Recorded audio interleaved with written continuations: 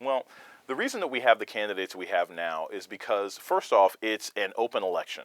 That means President Obama is going to be leaving office. There is no incumbent, so it's a free-for-all for everybody. And that tends to attract more people running.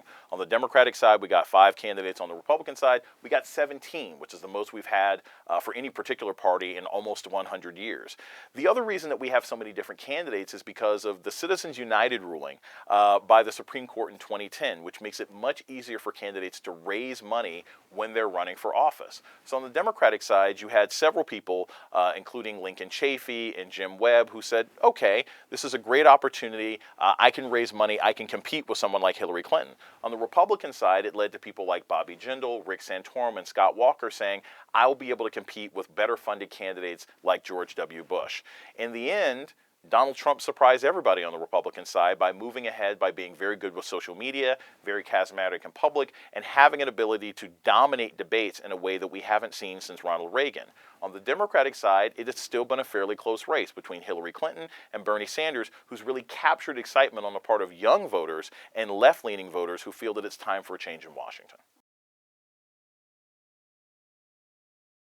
So in this particular week, we're at a critical junction for both campaigns.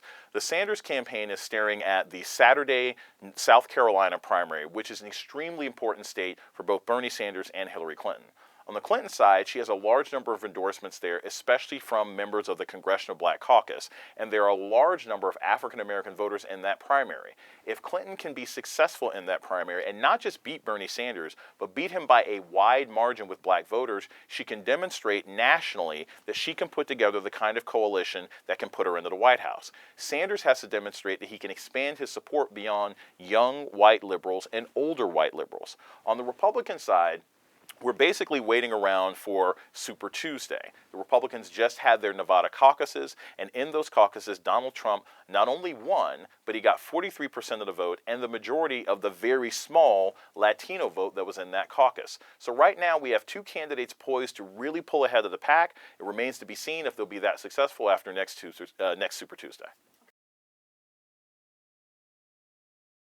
Anti-establishment is just the word of the day, but it really isn't anything new. Every single candidate for president over the last 50 years has run against some form of the establishment. They say that they're going to sweep out all the corruption in Washington. They say they're going to battle against the special interests. They say they're going to stop the fat cats and the lobbyists in Washington, D.C. This year, that word is just the establishment. Whenever you run, you try to claim that you're coming from the outside, representing the people, to change what's in Washington. None of these candidates are actually anti-establishment. Bernie Sanders says he's anti-establishment, but he's been in the House or the Senate for almost 30 years. You're part of the establishment. Donald Trump says he's anti-establishment, but he's extremely wealthy and has deep connections and ties to Washington, D.C., including having had Bill and Hillary Clinton attend his wedding. So most of the candidates who say they're from the outside are actually on the inside. The establishment is just the term for the day. A slogan is the phrase that you use to capture your message and your theme.